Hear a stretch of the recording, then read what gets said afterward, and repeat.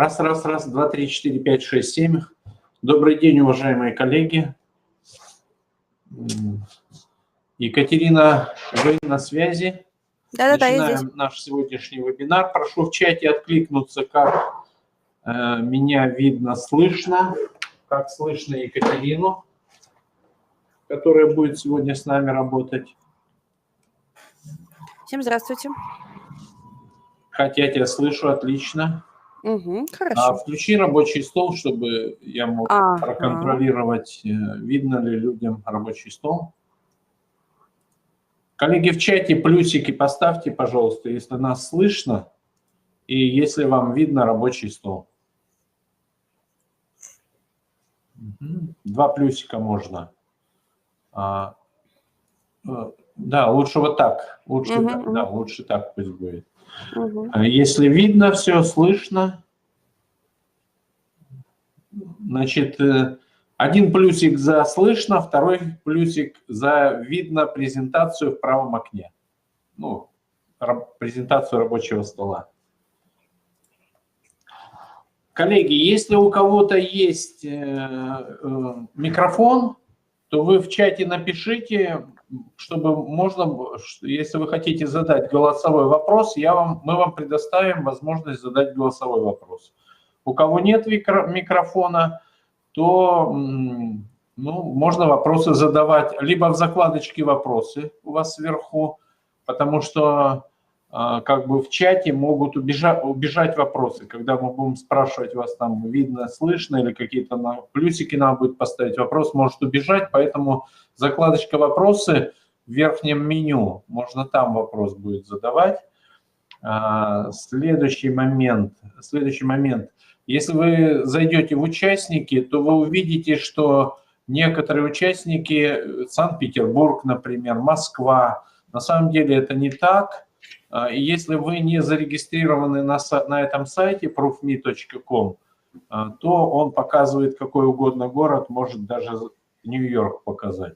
Поэтому желательно зарегистрироваться на этом сайте, потому что все равно мы очень часто проводим на этой платформе вебинары. И еще плюс у вас он будет сохраняться в вашем личном кабинете, этот вебинар, в том числе и видеозаписи вебинара. Поэтому рекомендую зарегистрироваться и уже зайти как регистрированный пользователь. Но если вопросов как бы все нормально, вроде бы плюсики, Екатерина, я вам передаю слово и можете продолжать. Всем доброго дня. Меня зовут Екатерина, руководитель службы поддержки пользователей Вертех. Мы сегодня с вами поговорим о заполнении показателей в системах и услуги образования, в частности, и сетевой город образования. То есть какая-то часть показателей заполняется в электронной очередности, какая-то часть показателей в сетевом городе. Давайте начнем с электронной очередности. Наверняка вы уже с этими показателями поработали. Закрепим материал, может быть, вы какие-то тонкости не знали, какие-то разделы упустили. Итак, мы не будем с вами говорить про региональный уровень, то, что делают региональные операторы, на своем уровне они делают определенные тоже вещи по заполнению. Мы поговорим конкретно про уровень муниципальный и про уровень детского садика, что заполняют те и другие. Итак, единственный момент, который бы хотела бы на региональном уровне уделить, есть такой справочник муниципальных управлений. Здесь имеется информация о всех муниципалитетах. И вот в новой версии показателей добавлены новые поля. Они называются порядок оказания услуги, режим работы. То есть, соответственно, региональному оператору нужно будет убедиться, проверить этот справочник, убедиться, что здесь все данные заполнены, и если каких-то данных недостаточно, то есть он в соответствующий муниципалитет обратится. Я думаю, здесь уже все заполнено, на всякий случай. То есть это касается именно регионального оператора, но по этому справочнику в муниципалитеты к вам могут обратиться. Итак, мы с вами спускаемся на уровень муниципалитета. Екатерина, что-то пропала. Я нахожусь на вашем... Пропала демонстрация рабочего стола. Так, сейчас, секунду. Может, перезайти тебе? Да, только вроде зашла. Сейчас перезайду, секундочку.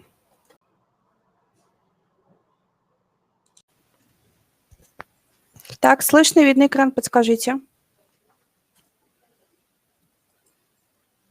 Вроде все было доступно. Вот сейчас все нормально, да. Все появилось. Все видно? Да, да, да. Вячеслав Алексеевич, сразу экран пропал или... Нет, чуть-чуть там побыл и потом пропал. Ну ладно, мы с вами сейчас спустились на уровень муниципалитета, да, поговорим об этом уровне. Какие настройки здесь необходимо произвести, что здесь необходимо заполнить. Итак, в первую очередь, да, необходимо заполнить родительскую плату. Да. Это одно из таких наибольших нововведений в пятой версии показателей. Именно раздел «Родительская плата». Находится он в разделе «Настройки. Родительская плата в ДОУ». Здесь есть несколько разделчиков. Да. Вас интересуют, в принципе, все. Да. Необходимо пройтись по всем, все просмотреть. Но начинаете вы обязательно с раздела «Общие параметры». Здесь у нас 3 поля. Ссылка на НПА, то есть это ссылка на тот документ, в котором перечислено постановление, да, перечислено, в каком порядке происходит родительская плата в детских садах. То есть, ну, вот этот документ. В случае, если он у вас меняется, да, соответственно, ссылочка меняется и указывается причина изменения родительской платы, так как информика ведет фиксацию, да, изменений документации, да, ссылка на НПА. Катя, опять Соответственно, если вы эту ссылочку... Да. Опять почему-то пропал рабочий стол. Я не пойму, почему пропадает. Не могу подсказать. Так, давай опять что-то перезагрузить, что ли. А ты с какого браузера? Да, я с Chrome вроде все нормально работало. Сейчас я, подожди, в техподдержку позвоню. Спрошу. Ну, может быть, давайте с Internet Explorer зайду. Не, Chrome нормально. Сейчас я ProofMe попрошу техподдержку посмотреть причину.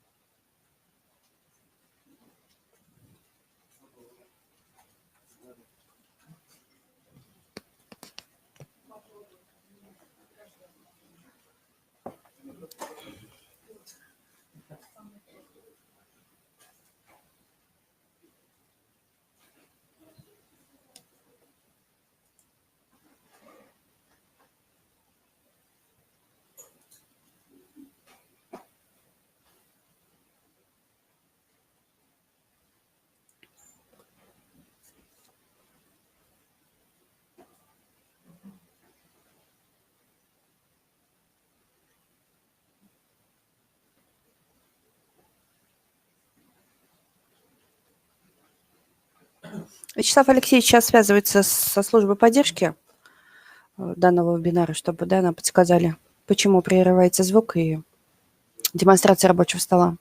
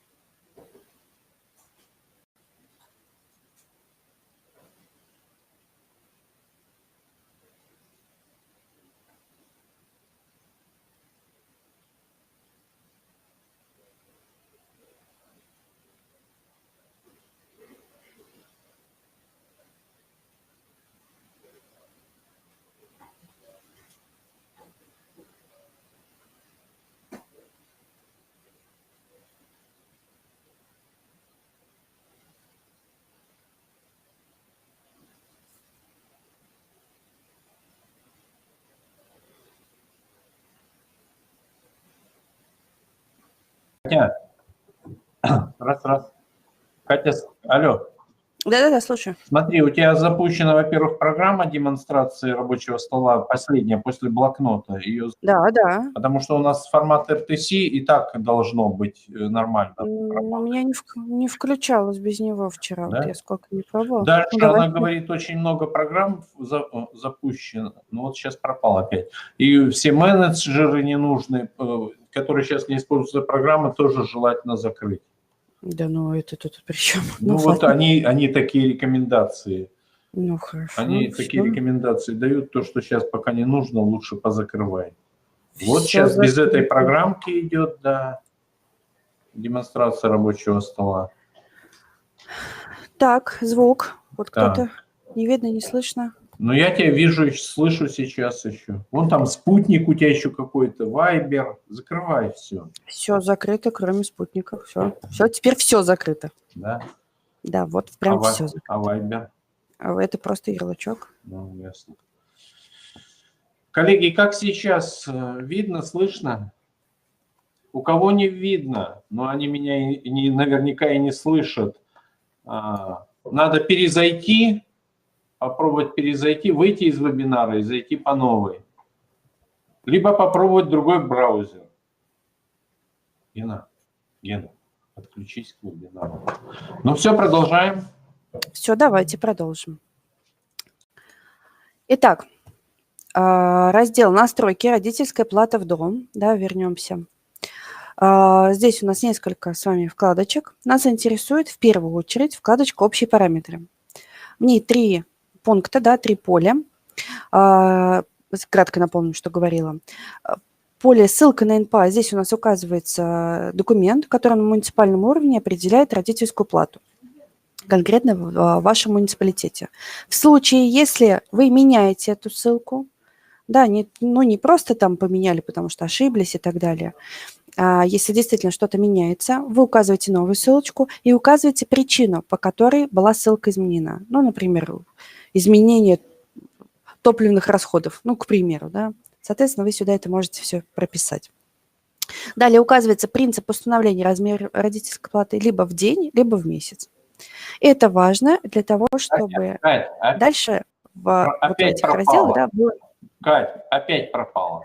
Ну, я не знаю, что тут сделать. У меня все закрыто, кроме хрома. Проводник вот еще открыт. Сейчас еще позвоню туда.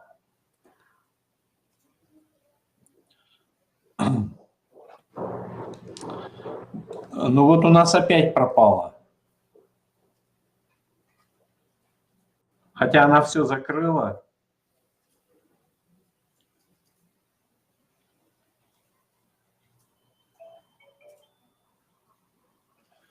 Так, а во флеше тогда она должна эту программку запустить, да? Кать, ты слышишь? Слышу, что... Ну, значит, я сейчас переключу в режим флеш, тогда тебе надо запустить вот ту программку. Хорошо, так мне выйти? Да нет, в принципе. Раз. Коллеги, как сейчас меня слышно? Раз. Раз, два, три. Раз, два, три, 4.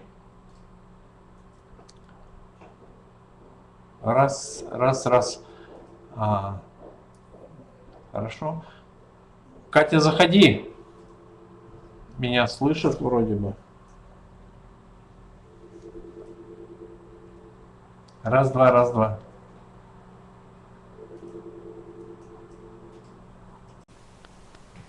Слышно? Да, слышно. Запускай теперь эту программку. Качество изображения какое выбрать? Какое качество изображения? Угу. Да. Ну, она спрашивает, какое. Ну, бери среднее какое-нибудь, бери. Ну, нормальное тут есть вот. Нормальное, да, нормально. Так. Пошло что-нибудь? Нет, пока.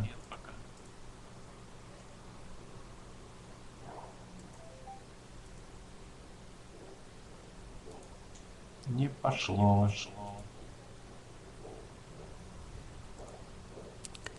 Ну, я вот запустить нажала, и у меня стал белый экран. Вот в блоке рабочий стол.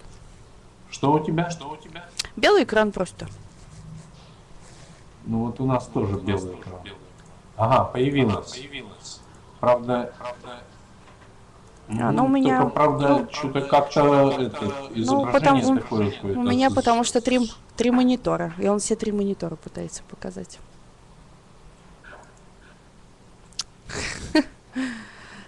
А как тут выбрать монитор хотя бы? У меня 3 экрана. Мне просто 3 монитора на работе стоит. Когда я делаю через вот то, которое у вас было, там можно было выбрать конкретный экран. Тут нельзя выбрать, какой экран. У нее вообще 3 монитора. Как теперь один оставить?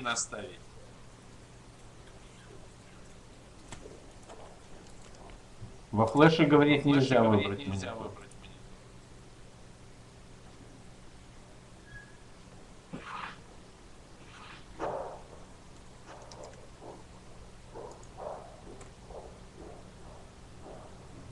Ну, отключай вручную, остальные оставляй.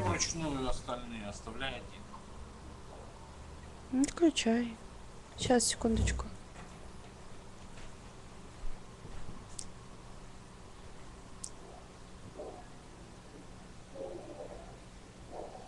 Странно почему-то. Вроде всегда нормально у вас работает.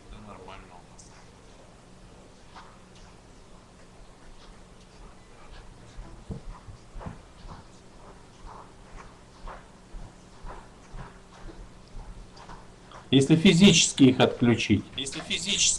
Ну вот один отключили, но он не пропал. Вот второй отключили. Нет? Да, сейчас я перезапущу тогда его.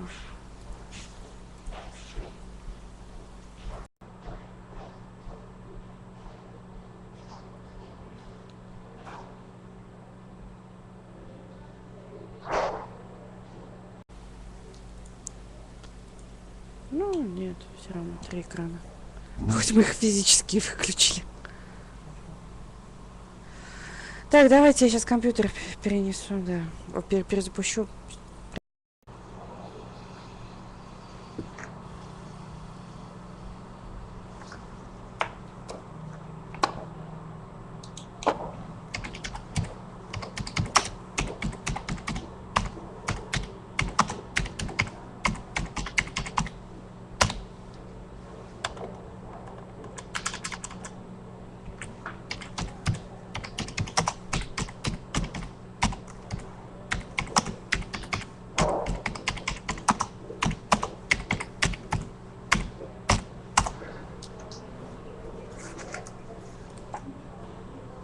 Но она сейчас отключит, физически отключит ненужные мониторы. Попробуем.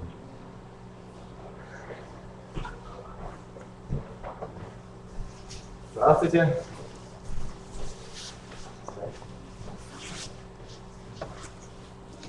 В 330-ю идите.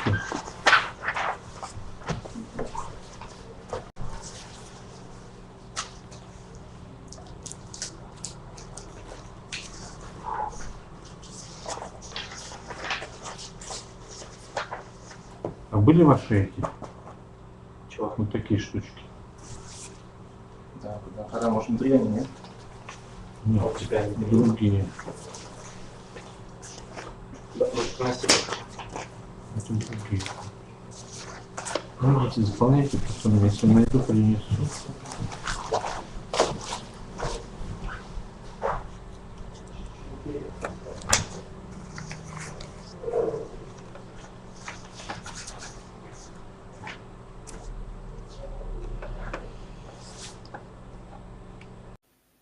Алло, алло.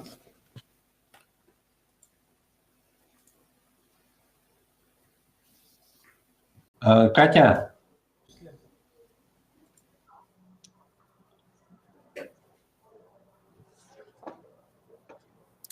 Так, у меня тут РТЦ обратно включено, это правильно? да, я переключил, предлагают в Mozilla попробовать, профми. Техподдержка предлагает в Mozilla попробовать. Ну, это мне сейчас отдельно в Mozilla ставить нужно. А, у тебя она не стоит. Так, ну давай попробуй еще раз запустить рабочий стол.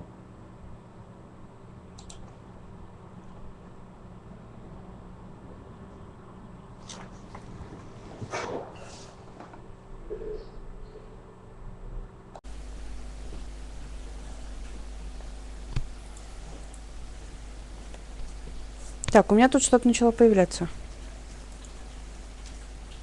Нормально? Вот мы все перезапустили, один монитор ставили. Как отображается, подскажите? Да, да, все нормально видно. Все нормально видно. О, слава богу. Видно и слышно. Ну и вот плюсики Итак. пошли в чате. Возвращаемся к нашей родительской плате. Итак, по поводу ссылки на НПА понятно, да, указали. В случае, если она изменилась, указали причину ее изменения, установили принцип размера родительской платы. Либо в день, либо в месяц, да, оплата. И далее начинаем заполнять разделы по каждому виду группы. То есть общеразвивающие, компенсирующие, комбинированные и так далее. То есть как с этими вкладочками работаем. Заходим в тот или иной вид. То есть у нас сейчас общеразвивающие группы. И по каждому разделу, да, по каждому полю смотрим, читаем. Режим кратковременного пребывания для детей до 3 лет. Если таковой есть на уровне муниципалитета, то здесь указывайте сумму. То есть сумма у нас доступна по правилам, да, информики дробные, запятая, 2 нуля. Соответственно, ставим, точка, точнее, извините, не запятая. То есть сумма должна выглядеть вот так. Ну, либо, соответственно, можно так оставить, можно 0,0 написать. Если какого-то режима нет, вы его не заполняете. То есть оставляете 0, как и есть. То есть это нормально, что каких-то режимов у вас может не быть. То есть не нужно писать там слово «нет», прочерки ставить. Просто оставляйте нули и двигайтесь до тех полей, которые у вас есть. Да? В данном случае вот заполнен режим полного дня для детей до 3 лет, старше 3 лет. И все, собственно говоря, общеразвивающих больше никого нет. Да? Соответственно, все остальные у нас нули идут. Сделали, изменения произвели, сохранили, переходим к следующей направленности. И таким образом заполняем все направленности, смотрим, какие у вас есть, те заполняем. То есть здесь, в принципе, нужно сесть и просто согласно вашему акту, да, вашим правилам установить суммы. Если суммы меняются, соответственно, заходим и меняем. Итак, это у нас настройки на уровне муниципалитета, да, то, что делают муниципальные операторы. Далее мы говорим о том, что необходимо сделать в садах. То есть мы переходим в реестр образовательных организаций. Давайте я найду дошкольную. Итак, в каждом саду необходимо выполнить следующие действия. Отредактировать основные данные организации и, соответственно, заполнить данные для показателей. Основные данные у нас заполняются на вкладочке «Редактирование организации». То есть важно проверить, что все обязательные поля заполнены. Те поля, которые не заполнены, не являются обязательными, они будут выделены красным цветом. Да, то есть подсвечены. Ну, допустим, режим работы. Да, это поле является обязательным, оно не заполнено. Все поля проверяем. И далее, какие необходимо заполнить вещи. Далее, смотрите, да, у нас есть 3 поля. Наличие лейкотеки, наличие центра игровой поддержки и паспорт доступности для инвалидов. Соответственно, здесь мы в полях наличия ставим галочки, да, если таковое имеется в этом конкретном саду. И в поле паспорт доступности для инвалидов мы указываем ссылочку. То есть, если чего-то нет, если этого паспорта доступности нет, здесь ничего и не заполняется. Не нужно здесь ничего редактировать и так далее. Пытаться писать слово «нет». То есть просто мы не редактируем это дело.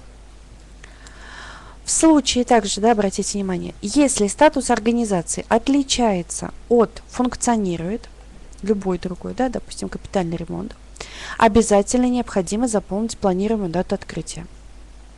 Это новое поле, да, от информики. С ним необходимо обязательно поработать. То есть убедитесь, что если у вас есть такие организации, да, с таким статусом отличным от «функционирует», здесь необходимо заполнить это поле.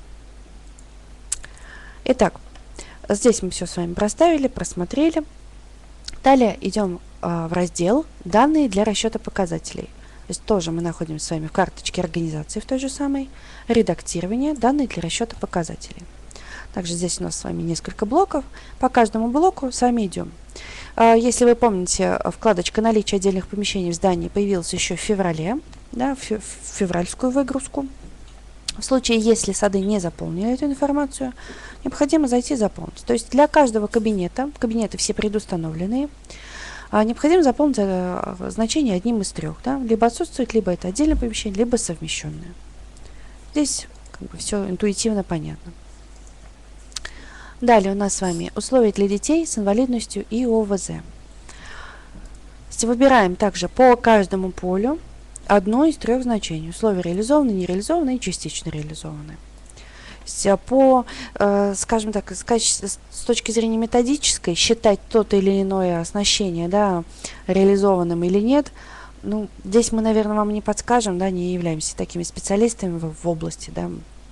Поэтому постараемся, как бы, если у вас возникнут вопросы, вот, а это считается реализованным или нет, вы нам напишите или позвоните, мы постараемся ваш вопрос в информике переадресовать, да, и уточнить информацию. Следующий у нас блок сведения о сотрудниках. Я немножечко отвлекусь и покажу вам, что точно такой же раздел сведения, да, о сотрудниках есть в сетевом городе образования. Да, извините, я после перезагрузки вылетела. Секундочку. Авторизуюсь.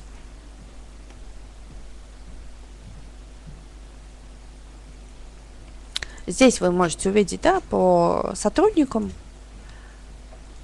несколько полей. Ну, достаточно много их. Здесь необходимо указывать количество от 1 до 99. Так вот, в сетевом городе вы натыкались, да, может быть, на такую вкладочку «Служба сопровождения обучения». Здесь у нас идет то же самое. Почему было сделано, да, два одинаковых поля и так далее, два одинаковых раздела? В текущей версии эти поля пока идут именно из раздела, из системы e-услуги образования. То есть первоочередно необходимо заполнять это здесь. В будущем, да, мы планируем вот отсюда выгружать, когда это будет сделано, то есть там возникли некоторые технические трудности. Когда это будет сделано, мы обязательно оповестим регионального оператора, да, либо как минимум постараемся сами автоматически перенести, чтобы садам не делал двойную работу. Это было бы логично, да. То есть обязательно оповещение будет о том, что вот выгрузка начинается из именно сетевого города образования. Пока возникают технические трудности, поэтому заполнение проходит именно здесь, в этом разделе, в e-услуги образования. Ну, здесь тоже, в принципе, вопросов не должно возникнуть по количеству. Следующий блок – консультационный центр. Если консультационного центра нет, в принципе, нас этот раздел вообще не интересует, да. Если он есть, то ставится галочка, и далее раскрываются следующие поля.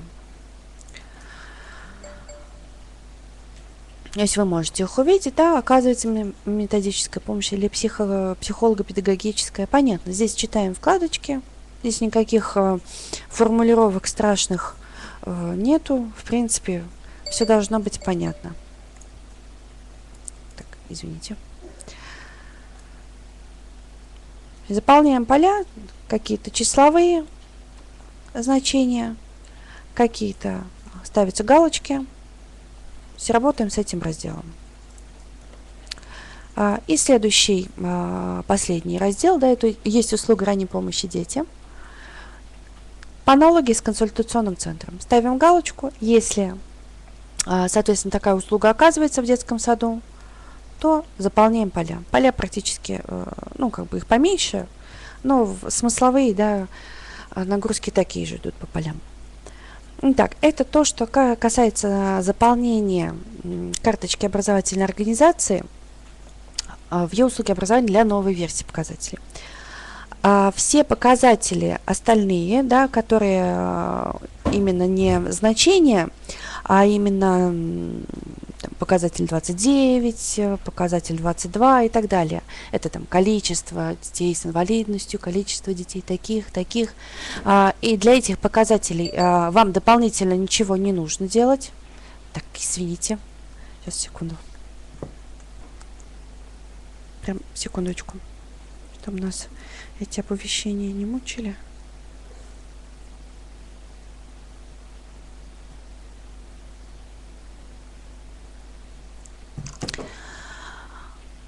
Для этих показателей вам дополнительно ничего вводить не нужно, то есть все правила заложены в код, и они определяются из тех значений в заявлениях, да, которые указаны у детей. То есть, соответственно, больше ничего делать здесь не нужно. Все данные здесь заполнены. Далее мы с вами переходим в сетевой город образования, да, и смотрим те значения, которые необходимо заполнить там. Итак, основное, что нам необходимо с вами будет заполнить, это значение помещений и групп. Да, некоторые добавились поля. Начнем мы с вами с помещений. Помещения заполняются в разделе «Обучение группы». Здесь есть такая кнопочка, да, «Помещение». Мы с вами в нее переходим. Все эти поля, в принципе, были раньше, вы их видели, но теперь они стали обязательны для заполнения. Я сейчас говорю именно о площади, да, метров квадратных. Нормативная наполняемость всегда была обязательной, но сейчас она очень строго проверяется, поэтому для всех помещений должна быть указана нормативная наполняемость. Естественно, это касается тех помещений, которые привязаны к группам. Видите, да, у меня на экране много разных помещений, и не все они прикреплены к группам. Соответственно, нам важно с вами понимать, какая нормативная наполняемость и площадь в тех помещениях, которые используются для групп. То есть, вот это важно. И также нам с вами необходимо заполнить раздел обучения группы по следующим полям. Я сейчас прохожу в редактирование группы. Итак, добавилось два новых поля. В первую очередь это поле количество мест для детей с кратковременным режимом пребывания. Это поле появляется тогда, когда режим пребывания группы указан не кратковременного пребывания. То есть любой иной, кроме кратковременного пребывания. И информике необходимо для федерации, да, понимать, сколько детей могут посещать группу там, полного дня или сокращенного дня, иных режимов, да, детишки именно в режиме ГКП. То есть, когда у нас группа с кратковременным пребыванием, тут все понятно. Сколько зачислено, столько и места есть. То есть, именно вот это значение. И также по... Секундочку, я укажу. Для типа групп, отличным от общеразвивающего, да, компенсирующее, допустим, или комбинированное, оздоровительное, помимо поля специализации группы, указан дополнительно, появилось, да, поле для указания дополнительной специализации группы. Что это означает? Это означает, что есть некоторые специализации, некоторые такие вещи, да, которые могут совмещать в себе, то есть детишки этих двух специализаций могут находиться в рамках одной группы. Ну, например, это дети там, слабовидящие, да, и с нарушением речи. То есть это как пример, да. Соответственно, здесь у нас могут быть и такие дети, и такие дети. Соответственно, вы это указываете. Для общеразвивающей, напомню, да, нельзя выбрать такого. У нас просто с вами не сохранится здесь. В принципе, по свойствам групп все. Каких-то таких вещей, которые необходимо заполнить, да, они на этом все. Еще возникал вопрос, на самом деле это нужно было делать еще до 5-й версии показателей, но мы в методичке по 5-й версии тоже это указали, потому что обращали внимание, что мало кто это сделал. Я вернусь в услуги образования, да, в организацию, на вкладочку «Образовательная программа». Мы заметили, что многие сады, которые имеют компенсирующие или комбинированные группы, да, не указывают, что у них используются программы и адаптированные. Когда встали, да, регионы начали сталкиваться с этим вопросом, поняли, что ну, практически никто это не указывал, не знает, как это указать. Итак, смотрите, свойства группы адаптированные, да, для ОВЗ указывается уже после добавления. Да. Мы понимаем, что вот у нас группа уже добавлена, что нам с ней нужно сделать, чтобы этот признак указать. Сейчас я вот выберу, да. Когда мы выбираем вот с вами тип дошкольная, у нас появляется вот такая вот галочка. Да, ошибка многих была какая. Они видели здесь свою программу, заходили, ставили галочку, нажимали «Сохранить», а свойство это не сохранялось. Да, экран работает именно таким образом, что программу сначала нужно эту удалить, а затем ее заново добавить уже с этой галочкой. То есть, когда вы ставите галочку, вы ее ставите не для этой программы, а для той, которую вы собираетесь добавлять. И если вы ее не добавляете и просто нажимаете «Сохранить», естественно, ничего не происходит. Поэтому здесь последовательность такая. Программу удалили. Да, система вам сообщит, что там напишите слово «продолжить», что вы уверены. Удалили. И заново добавляем эту же программу, но уже при добавлении обязательно ставим эту галочку. Таким образом, мы с вами укажем, что в саду есть программа для адаптирования, да, для детей с ОВЗ. Это вот такая была частый вопрос, частая ошибочка. В принципе, рассказала все основные моменты. Если есть какие-то вопросы, с радостью отвечу.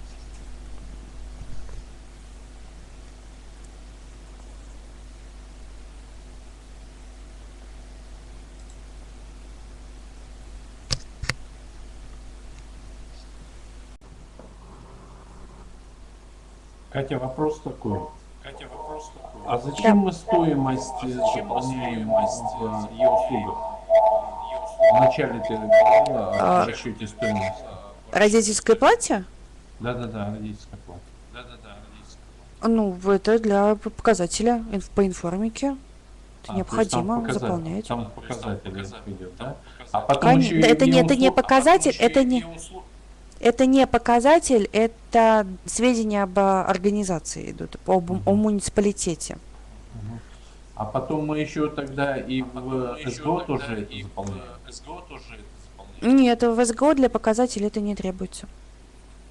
Нет, а вообще, то есть информика получает сведения именно с муниципального уровня. Если мы говорим с вами о именно работе с родителями, да, информика получается с e-услуг. Если мы говорим с вами о работе с родителями, то да, это уже заполняется отдельно в сетевом городе. То есть это как бы отдельный функционал. Потому что у информики у нее намного больше расширения, у них по режимам и так далее. То есть в сетевом городе просто нецелесообразно делать такую разбивку. Еще немножко не понял. Значит, пока не настроена интеграция по количеству вот там, по кадрам, да? Пока не настроена с СГО. Да, пока не настроена. Так надо тогда в СГО заполнять? Я думаю, что на данный момент это делать не требуется, то есть это необходимо обязательно сделать в e-услуге образования, да, в карточке, потому что это сейчас прямо выгрузка идет оттуда. И в случае, да, не в случае, а когда мы реализуем, я думаю, что мы это перетащим автоматически, чтобы сотрудникам детских садов не делать эту работу дважды. Понятно, спасибо. Коллеги, у кого еще есть вопросы? Так, в вопросах есть вопрос. Почему у меня нет изображения? Это сложный вопрос. Значит, коллеги, если у кого-то нет звука, изображения, как показывает уже опыт проведения, надо экспериментировать, искать, в чем причина. Перезайти, обновить браузер, поменять браузер. Ну вот, как бы такую, может быть и слабая скорость интернета. Закрыть все ненужные программы на тот момент, когда вы работаете. Просят телефон, Кать, для связи. Телефон поддержки. Да. Значит, пишите, если что, нам, мы будем уже выходить. Криро.ру. Ну или 8-822. Наш телефон 28 60 11. Это Криро.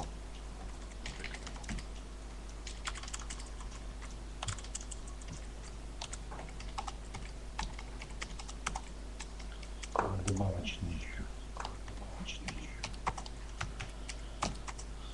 Добавочный.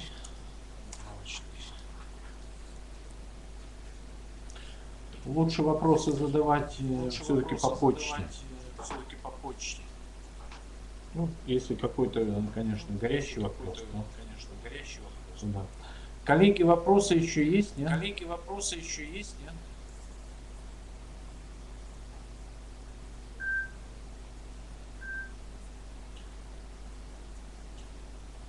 Вам спасибо за терпение. Спасибо, Екатерина, да, спасибо. У тебя нет связи с скайпа Иртеха? Есть. Ну, мы там не Есть? сидим, когда у нас нет вебинаров. Это же отдельный кабинет у нас. Не, она попросила позвонить, чтобы попробовать выяснить причину. Ой, не Иртеха ну, я сейчас зайду. Профми. Нет, у меня нету. Нет, да. Она попросила перезвонить потом, чтобы попробовать разобраться, почему не было у нас, почему были проблемы.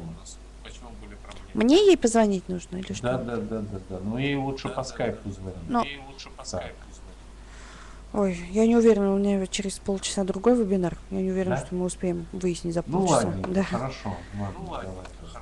Ну так всё, вроде спасибо. вот так будем тогда поступать в случае чего. Все, всем спасибо, всего доброго. Ну потом, если будет еще вебинар, мы все-таки систему RTC протестируем отдельно. Почему Хорошо, оно, хорошо. По идее, должно работать. Хотя мы, видишь, минуту Хорошо. всего посмотрели, а оно где-то на 3-4 минуте выбивает. Да. Да. Ну ладно, ладненько, всё. всё, Хорошо, давай, всего спасибо. доброго, до свидания. Коллеги, спасибо всем за внимание. Запись, если что, будет на сайте Криро выложена завтра, уже в понедельник, наверное. Поэтому, если кому не удалось посмотреть, можно будет посмотреть записи. Спасибо всем, до свидания. А так он заходит, вот сейчас меня видно. Я видео включил в верхнем окошке над чатом.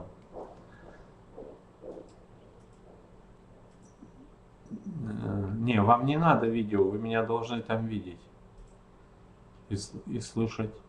Хорошо, плагин запустите. Плагин это для того, чтобы вы могли говорить там. Ну, на всякий случай, да. Ну вот, заработало, да? Вот, а в правом окошке должна была быть презентация, которой сейчас уже нет. Значит, вот я написал, что чуть выше, там тоже спрашивали, где можно посмотреть запись. В видеозале, где вы сейчас, вот как я вас провел по ссылке, там будет другая ссылка. Там будет ссылка на YouTube, где будет размещена запись. Дело в том, что в вебинарной комнате видеозапись формируется через день. Ну, то есть в понедельник к концу дня мы выложим.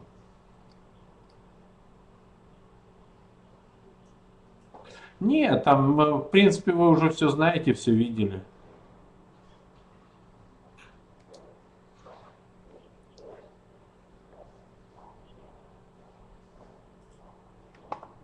Угу.